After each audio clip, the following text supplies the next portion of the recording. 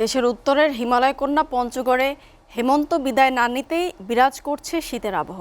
সারাদিন উত্তাপহীন ঝলমলে রোদের দেখা মিললেও সন্ধ্যা হতেই শ্বেত শুভ্র কুয়াশার চাদরে ঢেকে যাচ্ছে গোটা জেলা।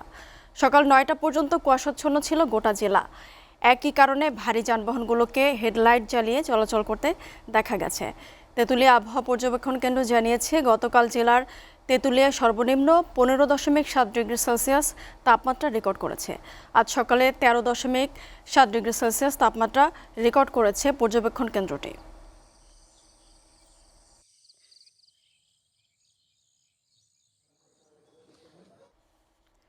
দর্শক, উত্তরাঞ্চলের শীতের আরও খবর জানাতে পঞ্চগড় থেকে সরাসরি যুক্ত হচ্ছেন সহকর্মী কামরুজ্জামান টুটুল। টুটুল, পঞ্চগড়ের শীতের আবহাওয়া কেমন দেখছেন জানাবেন। সর্বোত্তরের জেলা পঞ্চগড়, হিমালয়ের কাছে হওয়ায় এই জেলায় আগাম শীত অনুভূত হচ্ছে। আর শীত কিন্তু দীর্ঘস্থায়ী থাকে। ঋতু অনুযায়ী পঞ্চগড়ে হেমন্তকাল হলো পঞ্চগড়ে চলছে শীতের আবহাওয়া। ঘন কুয়াশা আর শীতের আবহাওয়াকে স্থানীয় লোকজনকে শীতের আবহাওয়াকে কায়েল করে তুলেছে। আর আপনাকে জানিয়ে রাখি, আমি এই মুহূর্তে রয়েছি পঞ্চগড় আধুনিক সদর হাসপাতালে।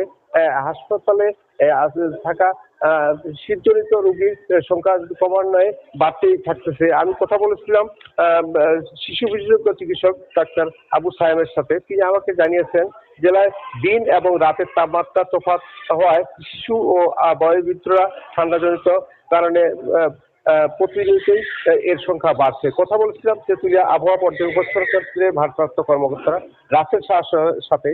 তিনিও আমাকে জানিয়েছেন, আজ সকাল ৯টায় জেলার সর্বনিম্ন তাপমাত্রা রেকর্ড করা হয়েছে 13.7 ডিগ্রি সেলসিয়াস।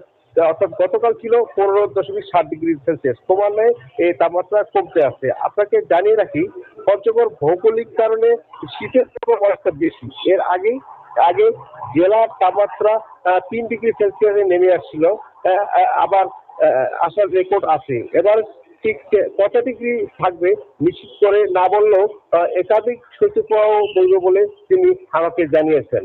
আর আপনাকে আরেকটা কথা জানিয়ে রাখি, স্থানীয়রা বলছেন যে অতীতের রেকর্ড ছিল যে পঞ্চগড়ের সর্বনিম্ন তাপমাত্রা ছিল 3 ডিগ্রি সেলসিয়াস। এবার কিন্তু যেহেতু ঘন বৃষ্টি এবং খরা ছিল, সেই কারণে তারাও কিন্তু এটাই বলতেছে যে এবার হয়তো শীতের প্রকোপটা আরো বেশি আসতে পারে। আরেকটা তথ্য আপনাকে জানিয়ে রাখি যে পঞ্চগড়ের যে নিম্ন আয়ের লোকজন আছে, তারা কিন্তু গরম এবং মোটা কাপড়ের দোকানগুলোতে ভিড় করতে দেখা যাচ্ছে এবং বেচাকিনাও ভালো আছে। তো এই ছিল পঞ্চগড় থেকে আমার কাছে মুনিয়া।